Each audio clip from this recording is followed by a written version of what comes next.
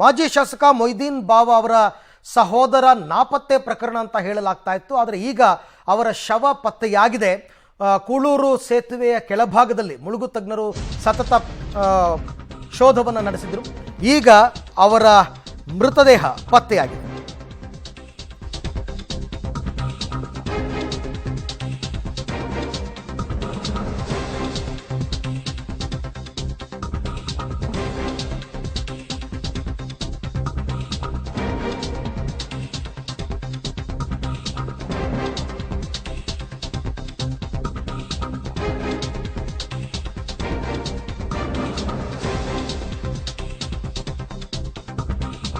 ಮಾಜಿ ಶಾಸಕ ಮೊಯ್ದೀನ್ ಬಾವಾ ಅವರ ಸಹೋದರ ನಾಪತ್ತೆ ಪ್ರಕರಣಕ್ಕೆ ಸಂಬಂಧಪಟ್ಟಂತೆ ಸತತ ಶೋಧ ಕಾರ್ಯದ ಬಳಿಕ ಫಲ್ಗುಣಿ ನದಿಯಲ್ಲಿ ಈಗ ಮುಮ್ತಾಜ್ ಅಲಿ ಅವರ ಮೃತದೇಹ ಪತ್ತೆಯಾಗಿದೆ.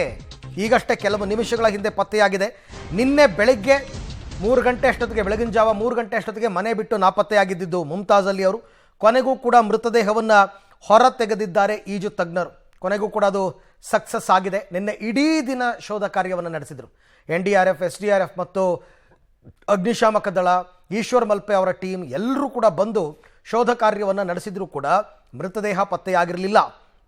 ಸಾಕಷ್ಟು ಅನುಮಾನಗಳಿಗೆ ಈ ಪ್ರಕರಣ ಎಡೆ ಮಾಡಿಕೊಟ್ಟಿತ್ತು. ಏನಾಗಿರ್ಬೋದು ಅಂತ. ಯಾಕೆಂದರೆ ಕಾರ್ ಸಿಕ್ಕಿದೆ, ಅವ್ರು ಎಲ್ಲಿದ್ದಾರೆ ಅಂತ ಗೊತ್ತಿಲ್ಲ. ಕಿಡ್ನ್ಯಾಪ್ ಆಗಿದ್ದಾರಾ ಇಲ್ವಾ ಅದು ಕೂಡ ಪತ್ತೆ ಆಗ್ತಾ ಇಲ್ಲ. ಮತ್ತೊಂದು ಕಡೆ ಶವ ಕೂಡ ಸಿಕ್ಕಿಲ್ಲ. ಇದು ಆತ್ಮಹತ್ಯೆನ ಮಗದೊಂದ ಏನೂ ಒಂದು ಕನ್ಕ್ಲೂಷನ್ಗೆ ಬರೋಕ್ಕಾಗ್ತಿರಲಿಲ್ಲ. ಆದರೆ ಕೊನೆಗೂ ಕೂಡ ಮುಮ್ತಾಜ್ ಅಲಿ ಅವರ ಮೃತದೇಹ ಪತ್ತೆಯಾಗಿದೆ. ಒಂಥರ ಘೋರ ದುರಂತ ಇದು ಅಂತಲೇ ಹೇಳಬೇಕು. ಯಾಕೆಂದರೆ ಸಮಾಜ ಸೇವೆಯಲ್ಲಿ ಮತ್ತು ಧಾರ್ಮಿಕ ಕ್ಷೇತ್ರದಲ್ಲಿ ತಮ್ಮನ್ನು ತಾವು ತೊಡಗಿಸ್ಕೊಂಡಿದ್ದರು ಮುಮ್ತಾಜ್ ಅಲಿ ಅವರು. ಜೊತೆಗೆ ಅವರು ತುಂಬ ದೊಡ್ಡ ಉದ್ಯಮಿ ಕೂಡ ಹೌದು.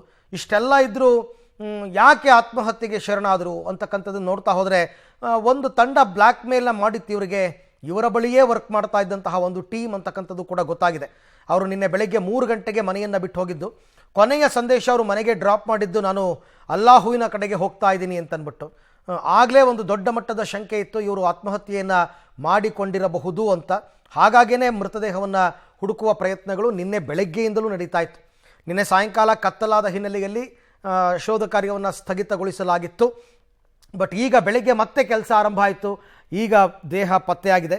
ಮಾಜಿ ಶಾಸಕ ಮೊಯ್ದೀನ್ ಬಾವಾ ಸಹೋದರ ಮುಮ್ತಾಜ್ ಅಲಿ ಅವರ ಮೃತದೇಹ ಕೂಳೂರು ಸೇತುವೆಯ ಕೆಳಗಡೆ ಪತ್ತೆಯಾಗಿದೆ. ಭಾನುವಾರದಿಂದ ಅಂದರೆ ನಿನ್ನೆಯಿಂದ ನಾಪತ್ತೆಯಾಗಿದ್ದ ಅವರಿಗೋಸ್ಕರ ರಕ್ಷಣಾ ಪಡೆಗಳು ನಿರಂತರ ಹುಡುಕಾಟವನ್ನು ನಡೆಸಿತು.